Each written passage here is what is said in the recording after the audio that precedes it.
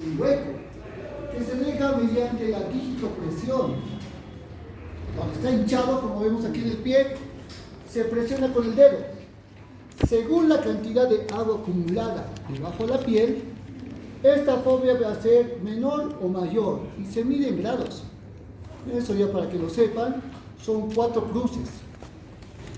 Entonces, cada cruz, 1, 2, 3, 4, va de acuerdo a la profundidad.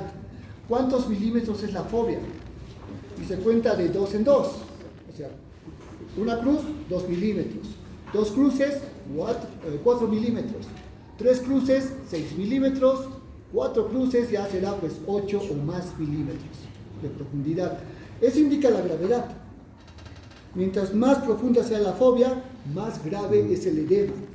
Bien, por eso es un signo clínico, signo de Godet. Aquí podemos ver incluso cómo tan fácilmente se puede drenar el líquido. Es agua nada más en el intersticio, haciendo un drenaje con aspiración de un edema palpebral. Ahora, siempre que encontremos edemas generalizados, o sea, anasarca, hay que pensar en insuficiencias sistémicas. Y hay 3 insuficiencias sistémicas: renal, cardíaca y hepática. Ahora, para encontrar esos edemas subcutáneos, bien, como los de la piel, los del pie, más edema palpebral, juntos en esa combinación, hay que pensar primero en síndrome nefrótico. Hay que pensar en insuficiencia renal. Ese es el diagnóstico a descartar en primer lugar. Ahí vemos los grados de la fobia. Entonces, ustedes en semiología van a hacer esa medición.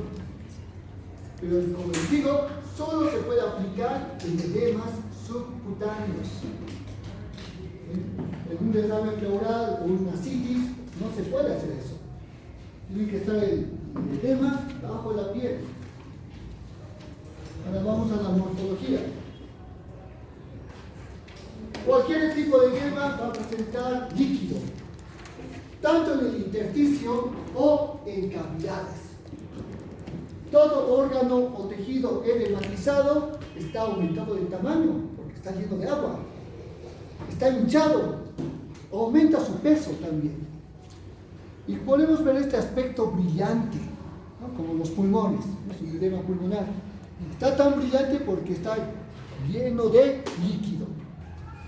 Al hacer un estudio histopatológico podemos ver dónde está el líquido. Está presente en los alveolos. Es un edema pulmonar o también llamado edema alveolar.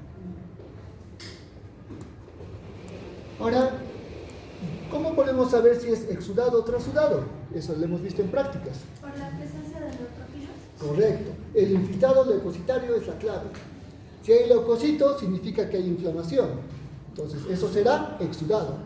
Si no hay neutrófilos, si no hay leucocitos, no hay inflamación. Entonces, la causa será trasudado. Hay que ver cuál de los 4 tipos de causas, ¿no? Cuál tipo de trasudado es el que se presenta. Y en el pulmón, la principal causa del trasudado sería la hipertensión pulmonar. Que la presión arterial del pulmón aumente. Y siempre que haya hipertensión, aumenta la presión hidrostática, aumentando la filtración de agua hacia los alveolos. Y una causa muy común de edema pulmonar es el de la altura. Edema agudo de pulmón de la altura. ¿No? Y es porque las personas que viven a nivel del mar y viajan a lugares de mucha altitud, a más de 2.500 metros sobre el nivel del mar, su endotelio pulmonar empieza a liberar endotelina. Endotelina es un vasoconstrictor potente. Eso es lo que causa hipertensión. Pero podemos ver cómo, pues, clínicamente ese edema en los alveolos dificulta la respiración. Entonces, clínicamente va a haber disnea. Puede ser leve, moderado, severa. Depende del grado del edema. ¿Cuánto pulmón está afectado? Y pues va a haber signos de hipertensión pulmonar también y tos. ¿No? Cuando el paciente no puede respirar, empieza a toser. Entonces, tos es una tos un poco seca al principio, pero después empieza a toser como un esputo con agua, porque es el agua de los alvéolos que quiere expulsar. Y muchas veces por la hipertensión pueden romperse capilares. Y esa ruptura va a provocar hemorragia y la sangre se mezcla con el edema del exudado. Y el paciente empieza a botar así un esputo de color rosado asalmonado, rosado salmón, porque tiene sangre. Y va a presentar también burbujas porque presenta aire. Entonces, paciente con ese tipo de esputo, hay que pensar en edema agudo de pulmón. Los edemas también pueden estar dentro de los tejidos intraparenquimatosos, especialmente en tejidos que sean sólidos, órganos macizos. Podemos notar acá el cerebro, y en esa tomografía ve un área blanquecina, ¿no?, en la región inferior, occipital. Ese es un área de edema, bien, cerebral. Estos pueden ser trasudados o exudados, ¿no? Ya sabemos la diferencia. Pero lo malo es que en el cerebro está dentro de una cavidad cerrada, el cráneo. Y el momento que se va edematizando el cerebro, este se va a comprimir, porque el cerebro se hincha. Pero como no tiene más espacio, porque están los huesos del cráneo, el cerebro se empieza a comprimir y aplastar. Las circunvoluciones se empiezan a borrar. Estas circunvoluciones van a presentar después una afectación cortical. La corteza cerebral o materia gris se empieza a degenerar con el tiempo. Los pacientes van a presentar signos de hipertensión endocraniana. ¿Cuál sería un signo de hipertensión endocraniana? Dolor de cabeza. La cefalea. Es el primer signo. No es un síntoma en realidad, ¿no? Es la cefalea intensa. Después presentan mareos. Pueden presentar vértigo. Convulsiones. ¿Por qué? Porque el área motora, en esos casos, ya está siendo afectada, la corteza motora. Y empiezan a tener ya convulsiones y después la muerte. La muerte puede llegar a veces por herniaciones, hernias cerebrales, producto del edema. Microscópicamente podemos ver ahí el área del tejido nervioso, con las neuronas y células neurogliales, pero hay un área normal, pálida, homogénea. Eso es la filtración plasmática. Eso sería justamente el trasudado del edema. Ahora, otras causas para que se produzca un edema cerebral. Podemos ver acá isquemia, traumatismos, accidente cerebrovascular. Estos tres van a causar exudados, porque los tres producen inflamación. El exudado no es tan notorio porque el infiltrado inflamatorio tarda en el cerebro debido a la barrera hematoencefálica. En cambio, cuando son causas de presiones, como la concentración de sodio bajo, hiponatremia o la hipoxia de la altitud, que también causa edema cerebral, se va a presentar trasudado. Incluso las neuronas pueden estar hinchadas, pueden estar tumefactas, edematizadas. Eso se produce por la retención de agua. Hay tanta agua en el intersticio que el agua ya ingresa hacia las células y ya produce una alteración neuronal, un aumento del tamaño de las neuronas que puede llegar hasta la lisis neuronal irreversible.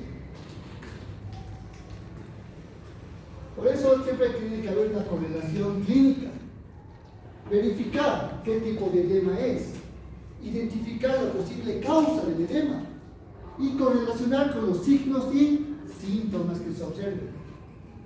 Si vemos aquí este edema subcutáneo, ahí está la fobia, ¿verdad? Creo que es la pantorrilla, la región posterior de la pierna. ¿Cuál será la causa? Si ven esta imagen, ¿no? La pierna, están viendo la pierna normal. Trombosis. Una trombosis puede ser. Elefantiasis. Podría ser elefantiasis, pero aquí yo veo, miren, enrojecimiento. Hay eritema, ¿verdad? Está el rojo. ¿Qué más? Aquí hay unas costras medio amarillentas, con costras mielicéricas. Esto ha sido infeccioso. Entonces, posiblemente la causa sea una infección cutánea. Podría ser una celulitis. Bien, entonces, ahí la piel está roja, está hinchada y seguramente dolorosa, ¿no? Habría que preguntar al paciente. Una hemorragia interna tendría que haber equimosis, ¿no? Para que exista un hematoma subcutáneo. Equimosis. Aquí más bien vemos signos de inflamación. Inflamación, ¿no? Hinchazón, al momento de color rojizo, ¿no? Hay fobia. Pero los riñones van a causar un edema más generalizado sin estos signos inflamatorios. ¿Ah? ¿Este es un edema localizado o generalizado? Localizado. No sería generalizado, ¿no? Por los riñones. Entonces eso podría haber causado una contusión. Podría ser una contusión, un traumatismo o una infección, ¿no? Para que sea localizado en el sitio de la lesión. Aquí vemos, bueno, el edema, ya sabemos, pulmonar, produce dificultad respiratoria, ¿no? Además, los pacientes van a tener saturación baja de oxígeno, otro dato también químico. Y cuando más tiempo esté el edema, esto se convierte en un caldo de cultivo. Los pacientes van a ser propensos a las infecciones y se puede complicar el edema pulmonar con neumonías. Por eso hay que actuar rápidamente. Y vemos que el edema cerebral pues va a causar siempre cefalea muy fuerte, muy intensa y localizada. Una cefalea holocraniana, o sea, en toda la cabeza. Y estas herniaciones que pueden estar en distintos puntos, ¿no? Se está hinchando, entonces una parte se hernia, se sale de su lugar. Incluso pueden ser mortales cuando la herniación alcanza el bulbo raquídeo y lo comprime. Las hernias ambitalinas son las más fatales porque van a comprimir el centro cardiorrespiratorio. Ahora pasamos a hiperemia y congestión, lo que ya hemos visto en práctica. Como ven ustedes, estos son dibujitos del texto, ambos son acumulaciones de sangre en un tejido u órgano concreto. La acumulación de sangre en la hiperemia será sangre arterial oxigenada. En la congestión, sangre venosa desoxigenada. Por eso, cualquier órgano que tenga un incremento de sangre venosa o arterial aumenta igual su volumen, su tamaño y peso. Ahora el color cambia también del órgano o tejido, volviéndose muy rojizo, eritematoso en la hiperemia y volviéndose cianótico, ¿no? Debido a la hipoxia en la congestión. Ahora, los mecanismos, esa es una gran diferencia.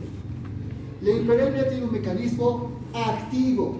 Es un proceso activo porque se produce un cambio vascular activo, la vasodilatación arteriolar. En cambio, la congestión es un proceso más pasivo, porque va a haber disminución del retorno venoso debido a la obstrucción del drenaje venoso. Algo que impida que la sangre venosa siga su recorrido hacia el corazón. Entonces, eso va a permitir una acumulación de sangre venosa siempre retrógrada, siempre hacia atrás.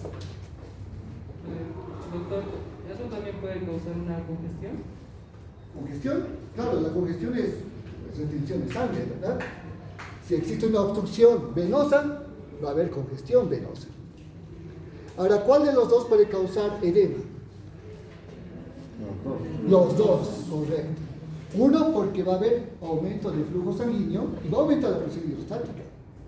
Más si se combina con hipertensión o se combina con inflamación, exudado trasudado.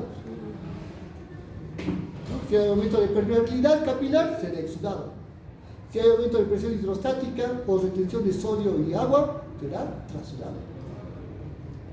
Y también acá, en la congestión, se puede presentar edemas, porque como está aumentando el volumen de sangre venosa, aumenta también la presión hidrostática de la sangre. Y eso va a afectar a los capilares que vemos ahí. Aumentando la filtración y va a haber trasudado. La hiperemia puede ser fisiológica, como vemos en el ejercicio, cuando hay incremento de movimiento, el músculo también recibe más flujo sanguíneo. Patológica, como vemos, cualquier tipo de inflamación aguda va a presentar vasodilatación. Ahí está la hiperemia. Y el tejido se vuelve rojizo.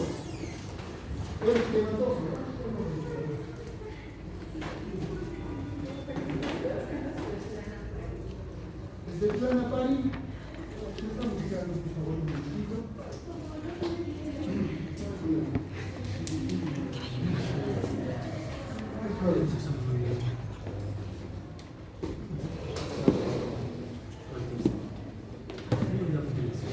A ver, ¿qué tipo de inflamación vemos en el cuadrito del ojo? ¿Cómo se llama esa inflamación de la conjuntiva? Conjuntivitis. Recuerden que en el examen van a venir términos así. Tienen que saber qué es la conjuntivitis, ¿no? Inflamación de la conjuntiva.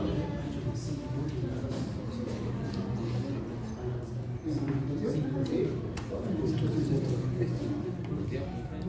Congestión. Es parecido al dibujo que hice en la pizarra, ¿no? En el laboratorio, donde vemos el aumento de volumen de sangre venosa afectando al lado derecho del corazón y por formas retrógradas afectan las venas colaterales, o sea, las venas cavas superior e inferior. Y siempre que es retrógrado, afecta hacia atrás. A la vena hepática se congestiona, se va a congestionar por el hígado. Después se va a congestionar la vena porta, ¿no? Y todos sus afluentes. Entonces vemos cómo acá se puede observar el hígado en nuez moscada. Ese es el patrón patognomónico de congestión hepática y necrosis centrolobulillar.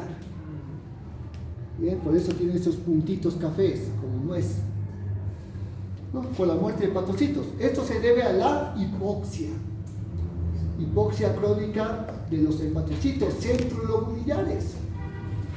¿Se acuerdan de la zona de Rappaport? Sí.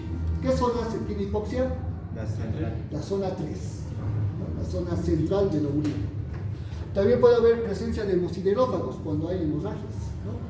Congestión venosa y los sinusoides van a haber macrófagos. Y este cuadrito también indica esta parte tan importante, los capilares. Los capilares que estén tanto de las mesentéricas superior e inferior y las ramas de la porta, estos van a presentar congestión y aumento de la presión intrastática. Y a nivel capilar va a haber trasudado. El trasudado por aumento de presión hidrostática va a provocar ascitis, edema peritoneal, producto de la hipertensión portal.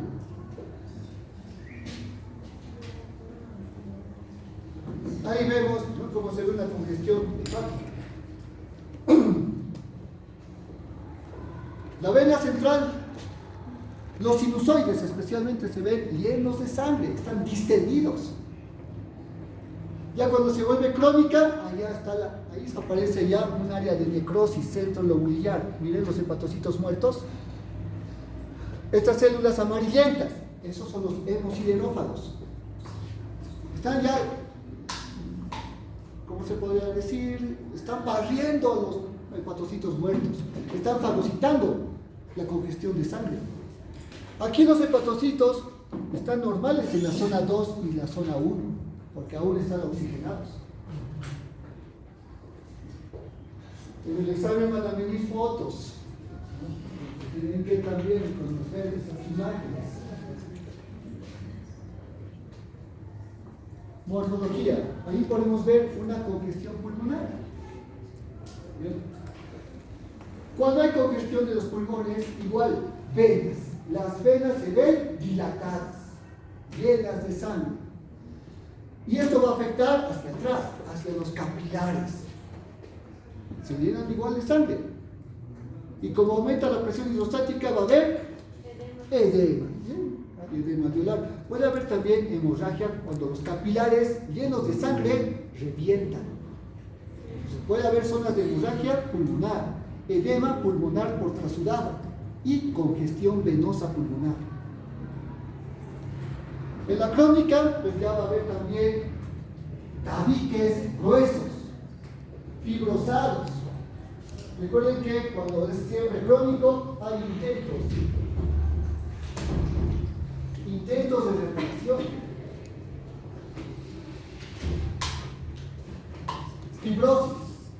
Y además un dato, las células de la insuficiencia cardíaca aparecen en la congestión pulmonar crónica. Esos son macrófagos, hemosiderófagos.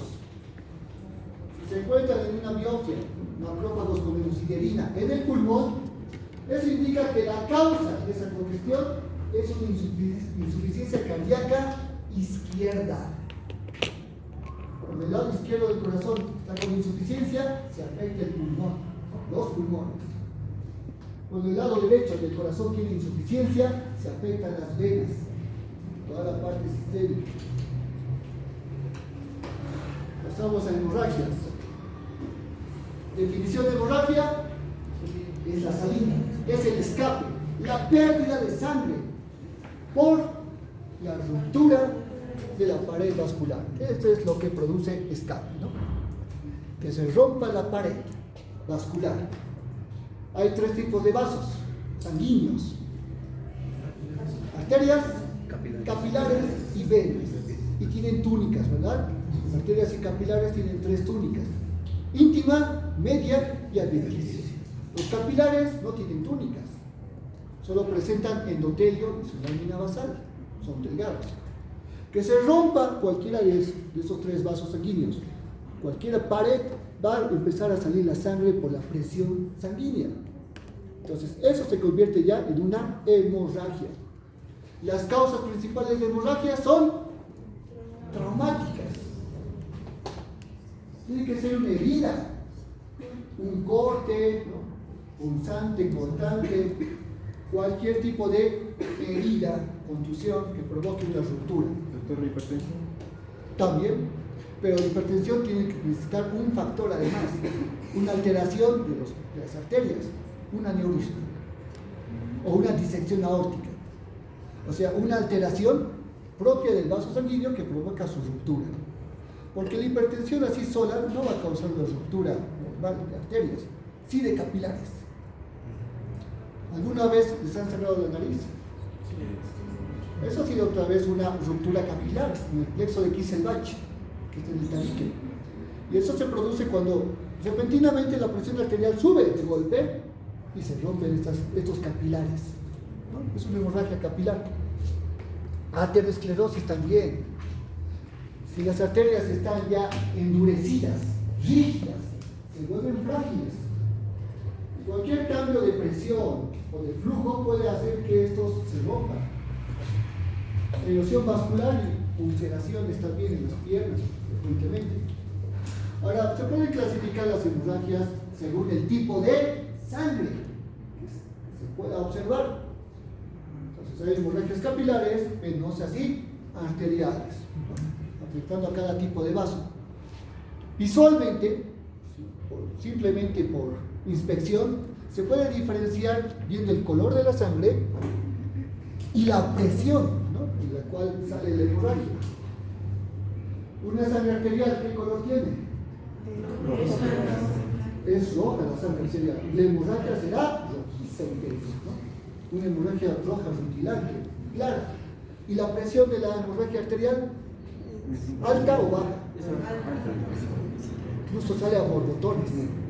La hemorragia arterial sale a chorro, porque como hay una presión sistólica arterial, esa presión impulsa la sangre y salpica. En cambio, la hemorragia venosa se ve más oscura, no tiene una presión tan alta. Es fácil de tener una hemorragia venosa porque solamente se necesita compresión, ¿no? Poner un paño, algo que apriete y comprimir. La hemorragia venosa se va a parar. En cambio, las arteriales no paran, son muy difíciles. Hay que hacer sí o sí cirugía, hay que hacer hemostasia con pinzas especiales o con ligadura. Y una hemorragia capilar pues, será como un pinchazo, donde la hemorragia es a goteo, gotitas de sangre. Y pues la hemostasia es espontáneo, en unos pocos minutos se detiene. Ahora, la clasificación según localización de la hemorragia. Estas hemorragias se pueden localizar externamente, internamente o se pueden exteriorizar. Por eso hay tres tipos de hemorragias. Aquí vemos hemorragias externas. Toda hemorragia que esté en la superficie, ¿no?, del cuerpo. Ven como aquí tenemos una herida, ¿no? ¿Qué tipo de herida es esta? Cortante. Cortante, ¿no? Vemos ahí el filo, es más superficial que profunda. ¿Qué tipo de hemorragia vemos acá? Venosa. Las venas son más superficiales que las arterias. Por eso los cortes producen más hemorragia venosa. Cortes muy profundos, ¿sí?, pueden causar hemorragias arteriales. Aquí sí vemos una hemorragia arterial, vemos el color de la sangre, muy clara. Y además, el médico está metiendo los dedos por la herida, ¿no?, porque es más profunda. Esto para tapar justamente las arterias que están sangrando. Se pueden colocar también gasas en una herida. Eso se llama empaquetamiento. Para detener la hemorragia hasta que se llegue al quirófano. Porque si no va a seguir, la hemorragia va a seguir existiendo. Aquí tenemos las hemorragias exteriorizadas. Aquellas hemorragias que son internas, pero la sangre sale por un orificio natural del cuerpo.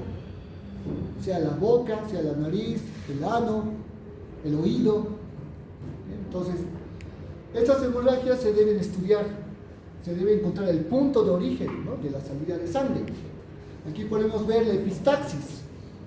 Son hemorragias, ¿no?, que salen por las narinas, por las nasales, y estas se encuentran en cavidad nasal. Una otorragia, oído, ¿no?, hemorragias de oído.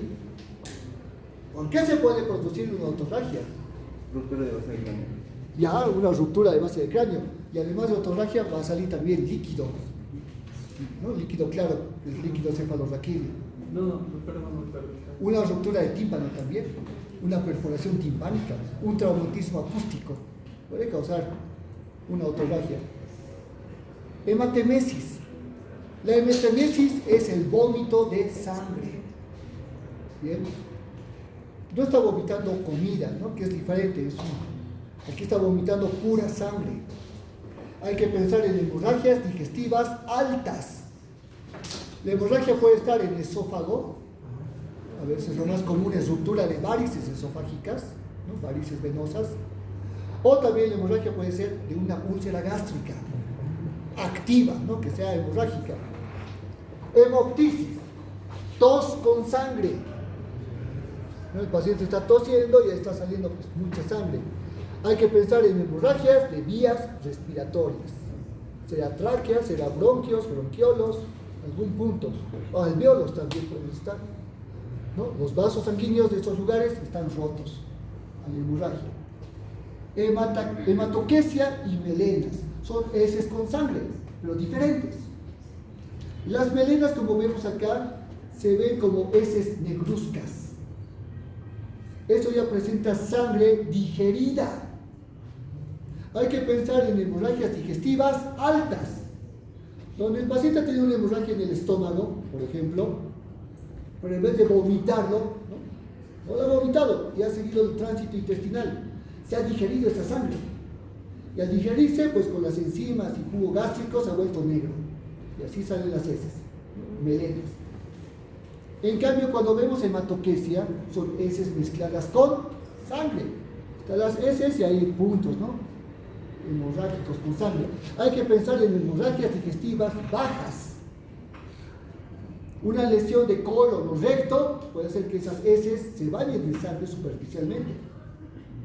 Hemorroides también puede causar esto. Para determinar si es sangre o no es sangre, ¿no?, porque un paciente se puede asustar si come beterraga, ¿no? Después está ahí, ¿no?, agua oxigenada, la mejor prueba.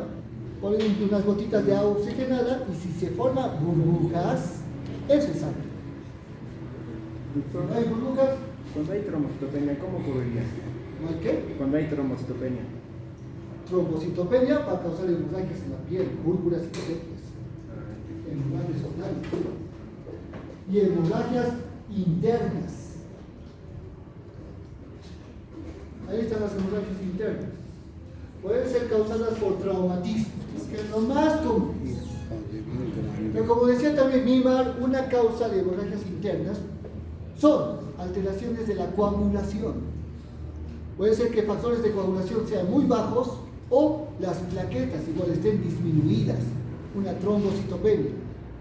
En tales casos va a haber una ruptura, cualquier que sea arteria, vena o capilar, una ruptura vascular y la formación de un coágulo atrapado que no puede salir. Esto se denomina hematoma. Los hematomas son masas de sangre acumulada en un espacio o en un tejido. Aquí podemos ver dos tipos de hematomas. En las meninges. ¿Cuáles son las tres meninges que cubren el encéfalo? En orden, dura madre, aracnoides y vía madre. En orden. Y entre el espacio de la dura madre hay un espacio epidural y un espacio subdural.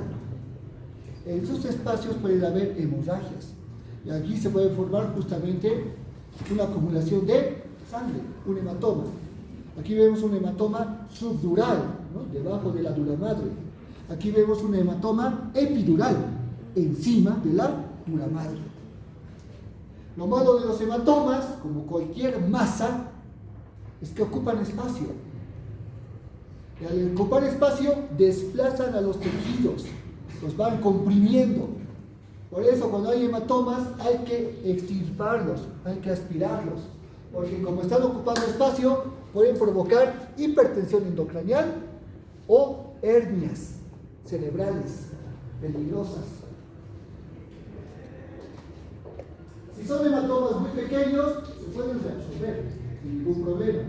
Pero hematomas grandes como el que vemos, es necesaria una neurocirugía. Hasta los esto causa muerte. Aquí vemos las hemorragias de la piel. Van a haber 3 grados. Petequias, que es el más pequeño, púrpuras, que son medianas, y equimosis, que son grandes. Las petequias, aquí están las petequias, son pequeños puntitos, ¿no? Son puntiformes las petequias, de menor de 4 milímetros de tamaño. Las petequias aparecen cuando hay trombocitopenia. Como hay pocas plaquetas, los capilares se rompen, ¿no? Y ahí aparecen pequeñas hemorragias en la piel, en las mucosas o en las serosas.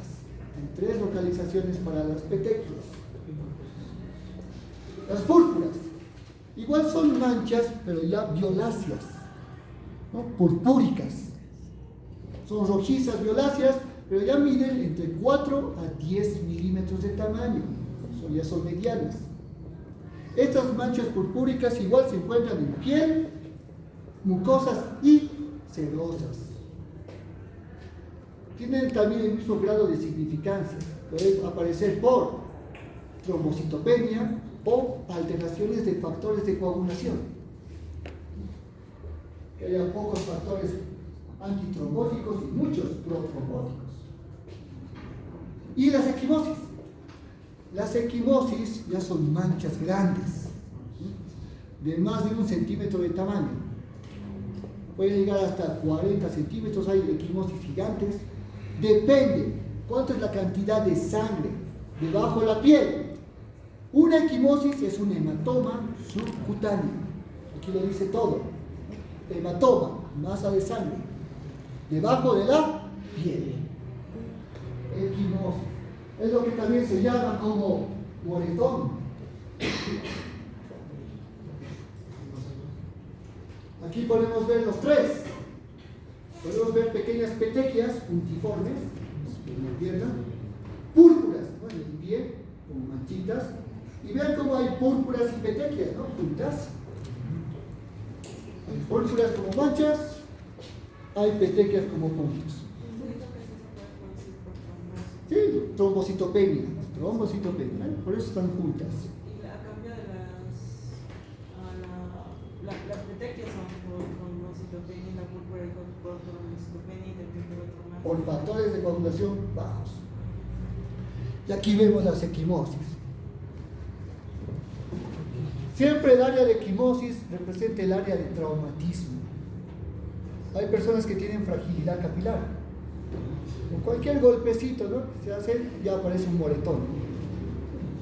Eso ya es de carga genética, ¿no? O sea, la persona nació así, con esa fragilidad de capilares. Entonces un traumatismo va a crear ese tipo de hemorragia atrapada en la piel, ¿no?, debajo de la piel. Estas van a cambiar de color, las equimosis. A un principio se ven rojas, porque están llenas de sangre fresca. Pero después el hematoma va cambiando y se torna morado. Después se torna medio azul, porque se va oxidando la sangre, especialmente la hemoglobina. ¿Bien? Y cuando la hemoglobina se metaboliza y se convierte en biliverdina, se vuelve verde el hematoma, ¿no?, verdoso. Y después de una semana se vuelve amarillento porque la biliverdina se convierte en bilirrubina, amarilla. Y luego el hematoma desaparece, ¿no?, porque los macrófagos son los que están comiendo esa hemoglobina, que lo convierten en hemosiderina. Estos también son hemorragias subcutáneas. Se les denomina sugilaciones, lo que también se le llama como chupetazo, chupetón.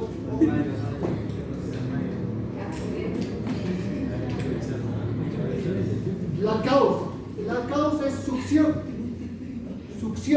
Una presión negativa muy fuerte a través de la piel, y esa succión permite una ruptura de capilares sanguíneos con extravasación de sangre que va a quedar atrapado bajo la piel, ¿no?, un hematoma. Doctor, una pregunta. Sí, ¿qué pregunta? Para nuestros pelones y algún artículo de causa la muerte, o sea, causó alguna. ¿A qué se debe? Sí, hay un reporte, un caso clínico curioso en Chile, de que uno de estos, supone, sugilaciones en el cuello causó la muerte de una persona, de un joven masculino. Y ahora ha sido por producto de tanta succión, no solamente ha causado una equimosis, sino que ha provocado también la formación de un trombo en la carótida. O sea, era un trombo, o sea, un coágulo intravascular en la carótida, ¿no?, primitiva, que por accidente después de unos días, se desprendió el trombo y viajó como émbolo al cerebro. Y ahí ha causado un infarto cerebral, la muerte. Doctor, ¿qué era Un émbolo es una masa circular. Un émbolo es una masa anormal, circular. Entonces ya saben que son circulaciones. Es más ético. La ética. La forma de la aparición de las circulaciones es por succión, presión de camino.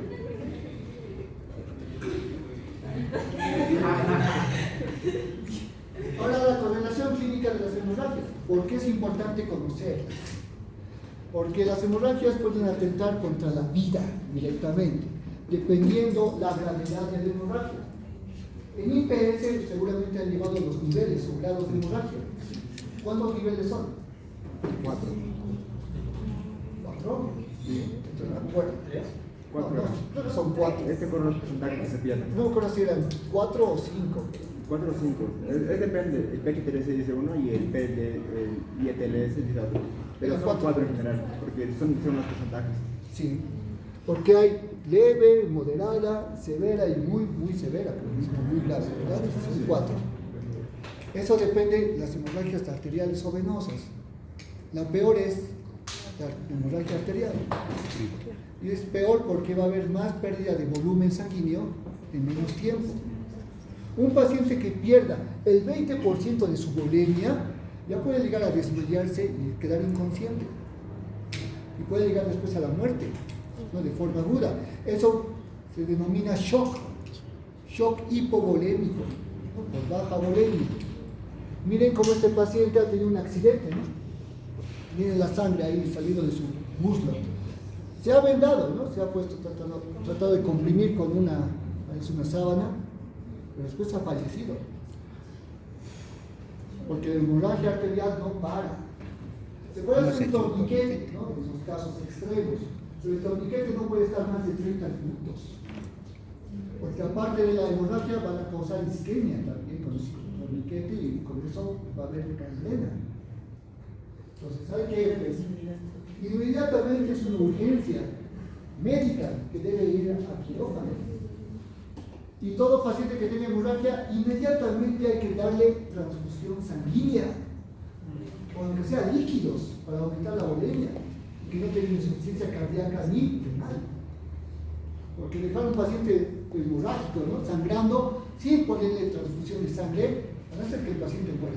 Doctor, y si en caso, digamos, el paciente tuvo un accidente en la pierna y esta es arterial, entonces le hacemos un torniquete y para llegar al hospital se demora, entonces perdería la extremidad o estaría muerto. Sí, depende de eso. Claro, si está en una... Si la hemorragia continúa, puede morir. Antes de llegar. Antes de llegar, puede llegar a morir. A pesar de tener el torniquete. Que el torniquete tiene que parar la hemorragia. Usted me ha dicho si continúa la hemorragia, ¿no? Si continúa la hemorragia, obviamente va a morir por shock. Si no continúa la hemorragia, no va a morir. Solo puede estar 30 minutos entonces. Máximo se indica. Máximo, ¿verdad? Algunos indican pueden aflojar el torniquete y volverlo a aplicar otra vez. Para que exista un poco de flujo, pero no tiene que pasar más tiempo. Doctor, digamos, cuando hay un accidente de tránsito de un conductor, puede haber desprendimiento de la aorta, ¿verdad? ¿La aorta? Sí, del callo de la aorta puede haber desprendimiento. Por un accidente. Ajá. Pero eso causaría una muerte súbita. Porque la aorta es la arteria principal. Si se desprende, se secciona, se rompe la aorta, hay una hemorragia masiva. Entonces no se puede salvar. No se puede salvar. El paciente muere en segundos. En segundos va a morir porque la aorta lleva la irrigación a todos los sistemas. Ahora tenemos acá la trombosis. Recuerden que cuando existe una ruptura vascular, va a provocar salida de sangre e hemorragia, nuestro cuerpo tiene un proceso de reparación rápida, automática, que se llama hemostasia, en la cual pues va a generar un tapón para evitar la salida de sangre. Este tapón va a ser de dos tipos: un tapón primario que es plaquetario, o sea, plaquetas que se adhieren unas a otras, y luego un tapón secundario definitivo, en el cual ya el sistema de coagulación produce una malla de fibrina pegajosa, una red, y esto ya provoca lo que se llama coágulo. Por eso los coágulos son fisiológicos, porque se deben a la ruptura de una pared vascular y evitan la hemorragia. Fisiológico es la hemostasia que produce coágulos. En cambio, la trombosis es un proceso patológico, porque es anormal. Porque en un vaso sanguíneo, arteria, vena o capilar, no hay ruptura de la pared, no va a haber hemorragia. Sin embargo, la sangre está formando una masa, un trombo. ¿Bien? Es similar al coágulo porque tiene los mismos componentes, pero acá la causa es totalmente anormal. No hay lesión de la pared, no hay ruptura, pero sin embargo se está formando un trombo. Y lo malo de los trombos es que están ocupando espacio, están causando obstrucción del flujo de la sangre, por lo cual van a causar isquemia en las arterias o congestión en las venas.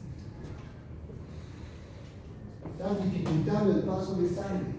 Pueden ser trombos parciales o trombos totales. Escala de la coagulación. At the site of vessel injury, the first platelets arrive to start sealing the wound. Simultaneously, the coagulation cascade with its various coagulation factors is activated. This involves two pathways, the extrinsic and the intrinsic pathway. Extrinsic activation begins with now exposed molecules of the vessel wall, such as tissue factor, which forms a complex with factor 7. Finally leading to the activation of factor 10. This factor 10A is the point at which the extrinsic and the intrinsic pathways of the coagulation cascade meet. The intrinsic pathway consists of various coagulation factors activating each other in a chain reaction. At its end, a complex with an additional cofactor is formed. This complex now activates factor 10. Since the two pathways merge at the level of factor 10A, this factor has a pivotal role in the coagulation cascade. Further down the cascade, factor 10A, in combination with 5A, activates thrombin and induces the so-called thrombin burst. One molecule of factor 10A can catalyze the formation of 1,000 molecules of thrombin. These large amounts of thrombin cause the further activation of platelets and the enhanced formation of fibrin. El fibrinógeno se está volviendo fibrina. Fibrin then forms strands, making up the mesh that stabilizes the platelet plug in an arterial clot and holds together the red blood cells in a venous clot.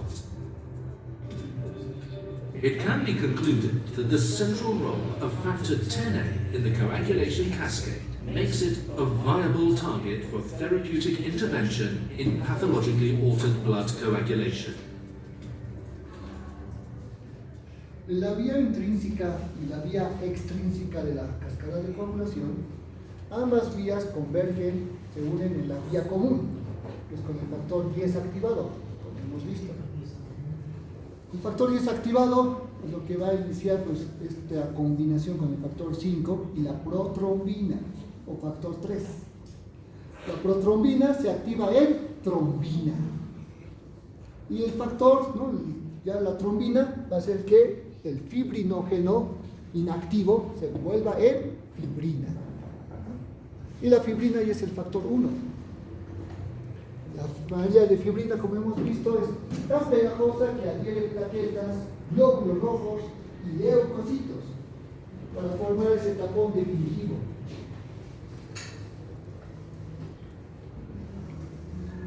El endotelio vascular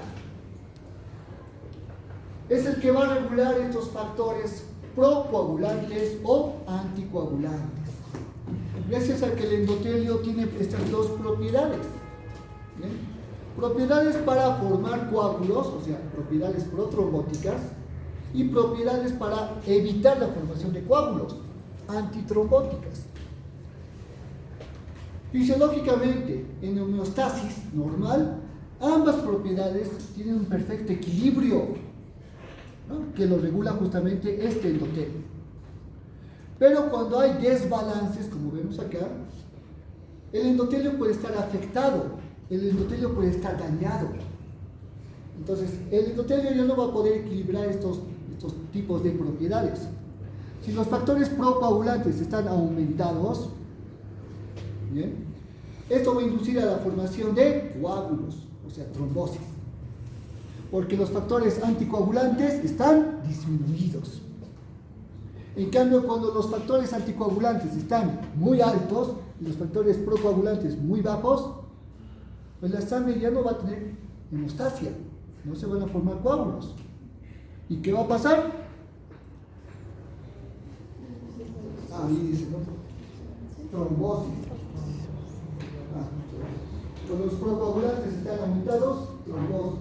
Anticoagulantes están disminuidos, hemorragias. Ahora, las propiedades protrombóticas, las que van a favor de los coágulos. Primero tenemos el factor de von Willebrand. Este es un factor producido por el endotelio. El factor de von Willebrand se va liberando por las células endoteliales. Y es un factor adhesivo.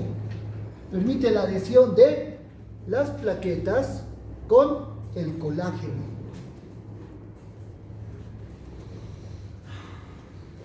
Para que se entienda esto, la túnica íntima. ¿Cuáles son sus componentes de la túnica íntima? Endotelio, Endotelio, lámina basal, del endotelio. Y debajo hay una capa de colágeno. Subendotelio. Subendotelio. ¿Qué estamos viendo? Justamente esos componentes. Endotelio celular, ¿no? Lámina basal del endotelio. Y debajo, subendotelio. El colágeno es procoagulante siempre. Apenas el colágeno tiene contacto con la sangre ya se coagula. Es por eso, para que se evite el contacto de colágeno con la sangre, el endotelio tiene que estar intacto, porque el endotelio va a ser la barrera que evite ese contacto.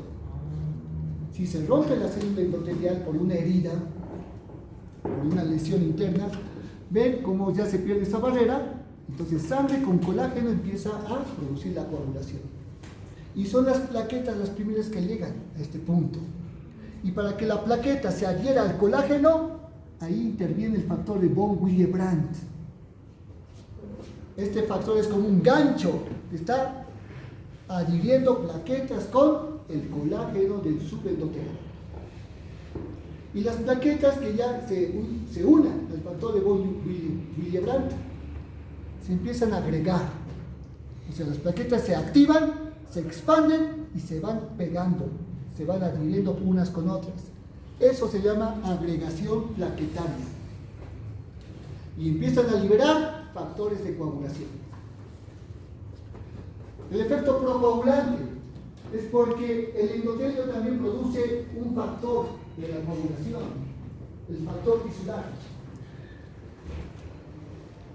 Entonces el factor tisular va a empezar la vía intrínseca de la coagulación. Vía extrínseca. Y el factor antifibrinolítico. La plasmina, ¿bien?, es enemiga de la fibrina, ¿no? Son como dos opuestas. La fibrina produce trombos, ¿no?, coágulos. La plasmina elimina la fibrina, es antitrombótico. Entonces, para que no exista esa fibrinolisis, esa destrucción de fibrina, el endotelio produce antifibrinolíticos para que se destruya o se inactive el plasminógeno. De esta manera, el plasminógeno de la sangre se va a mantener inactivo y no se convierte en fibrina, o no se convierte, mejor dicho, en plasmina.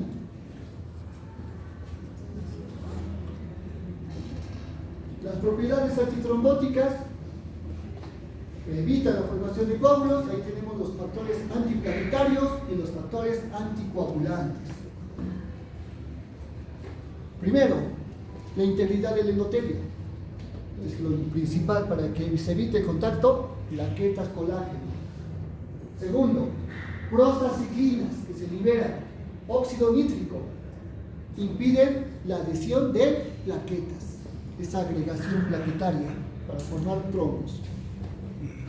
Anticoagulantes, hay varias moléculas que evitan la formación de coágulos, como la heparina,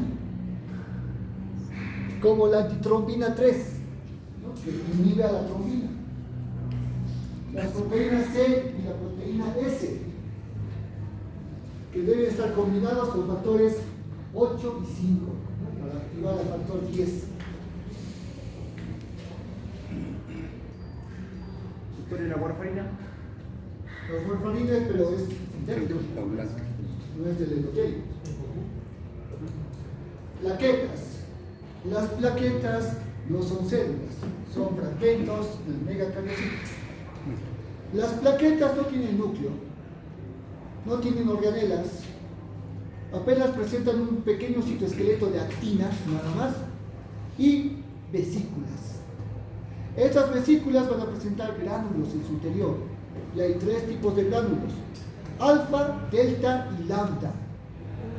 Los gránulos lambda ya no se cuentan porque son lisosomas nada más. Aquí los importantes serán los gránulos alfa, que presentan factores procoagulantes, que se van a liberar inmediatamente las plaquetas se activen y se agreguen. Y los gránulos delta van a presentar especialmente ADP y calcio. El calcio es importante para que se vaya produciendo la activación de las enzimas de la coagulación. Por eso los factores de coagulación se activan sobre las plaquetas, no en la sangre. Solamente donde están las plaquetas activadas, ahí mismo se va a formar la malla de fibrina. Bien, por eso la localización del coágulo definitivo es muy localizado, en el punto donde estén plaquetas activadas. Sin embargo, hay que tener siempre cuidado de que esta hemostasia esté circulando por la sangre, porque la sangre sigue circulando sin detenerse. Entonces, en cirugías, por ejemplo, paciente que está en quirófano, en una cirugía, y en el cual están haciendo un corte con bisturí, va a haber hemorragia. El organismo va a actuar con hemostasia, ¿verdad? Con ese punto. Y los factores de coagulación de las plaquetas están activando ese momento. Pero también estos factores de coagulación activados están circulando por todo el cuerpo. Entonces el cuerpo entra en un estado de hipercoagulabilidad. ¿Ya? Todo paciente que entra al quirófano tiene que tener las piernas, todos los miembros inferiores, vendados, con vendaje elástico. ¿Por qué se debe tener las piernas vendadas? Evitar trombosis. Esa es la razón. Porque el paciente puede estar horas sin moverse. Entonces, la sangre de las piernas va a presentar éstasis sanguínea. Porque no está circulando con mucho movimiento. El paciente no está caminando. Está recostado en quirófano. Y como hay éstasis sanguínea, y además hay factores de coagulación ya activados que están circulando, hay hipercoagulabilidad. Se pueden formar trombos. Entonces, las vendajes en las piernas hace que el flujo de la sangre sea más rápido, evita la éstasis, aumenta el retorno venoso de la sangre de las piernas. Por eso, cuando sean internos, siempre el interno tiene que estar vigilante de que el paciente que va a And dense granules by an tenga sus piernas vendadas. and dense granules by an exocytic process. This provides a high local concentration of effector molecules, essential. Aquí podemos ver primer paso para la activación de plaquetas. Primero es la adhesión. ¿Cuál es la molécula que permite la adhesión de plaquetas al colágeno? El factor de von Willebrand.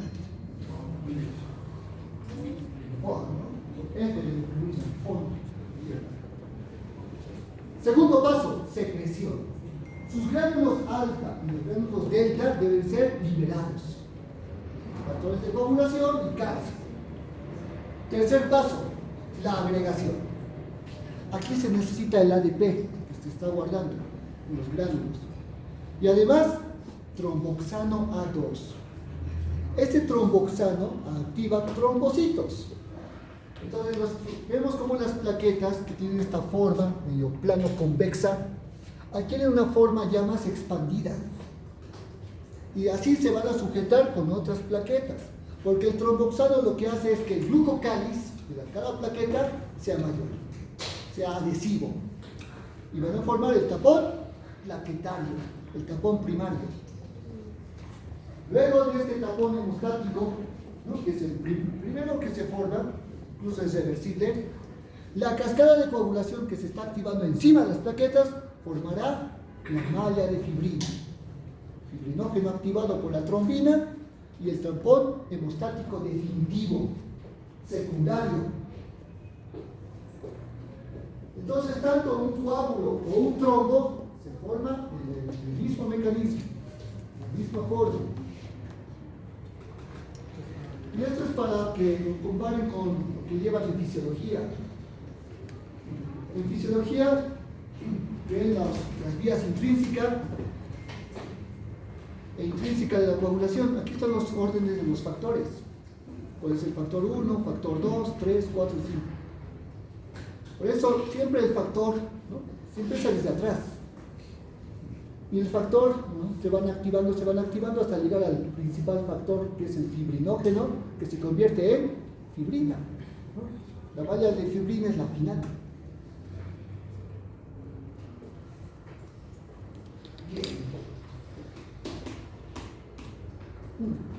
Y esto es solamente para ver la vía común de la cascada de coagulación.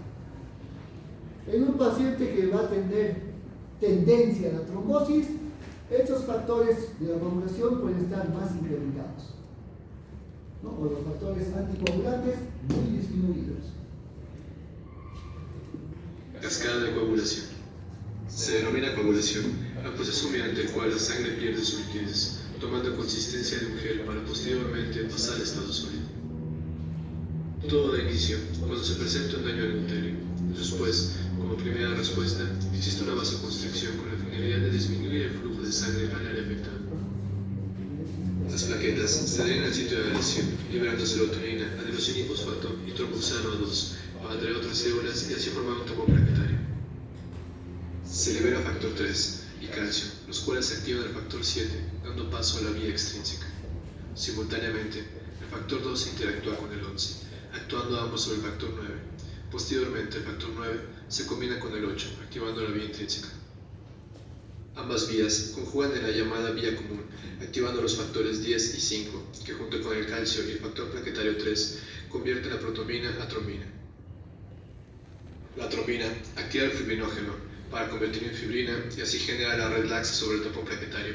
A continuación, el factor 13 promueve la construcción de enlaces covalentes, estabilizando la fibrina. Entonces, los eritrocitos circulantes quedan atrapados en la red formando el coágulo. Por último, mediante el proceso de la fibrinólisis, se disuelve el coágulo gracias a la acción de sustancias fibrinolíticas como la plasmina. Los restos de fibrina son fagocitados por los macrófagos y eosinófilos, dando fin a la cascada de coagulación. Un coágulo finalmente se disuelve después de un tiempo. Se va a disolver por fagocitosis de neutrófilos, por la heterólisis también de neutrófilos y los eosinófilos, y por la disgregación de la fibrina por plasmina. Entonces los coágulos se destruyen una vez que el tejido haya sido reparado. Cuando hay una herida, cuando hay una lesión vascular, pérdida de sangre y hemorragia, el coágulo simplemente lo que está haciendo es evitar la hemorragia. Por debajo se está produciendo inflamación y reparación. Y la reparación final va a presentar regeneración del endotelio, ¿no? Para que se forme un endotelio vascular nuevo, y la fibrosis, la formación de colágeno, que forme un subendotelio nuevo. De esta manera, la sangre ya no va a tener contacto con el colágeno protrombótico, porque ya va a haber un endotelio intacto, íntegro. Y en ese momento ya la plasmina, como vemos acá, ¿no? Que ya está activada debido a la activación del plasminógeno, va a empezar a cortar, seccionar las mallas de fibrina. Por eso la plasmina es fibrinolítico, produce lisis de la fibrina. Y los restos de plaquetas y células del coágulo serán fagocitadas por neutrófilos y macrófagos.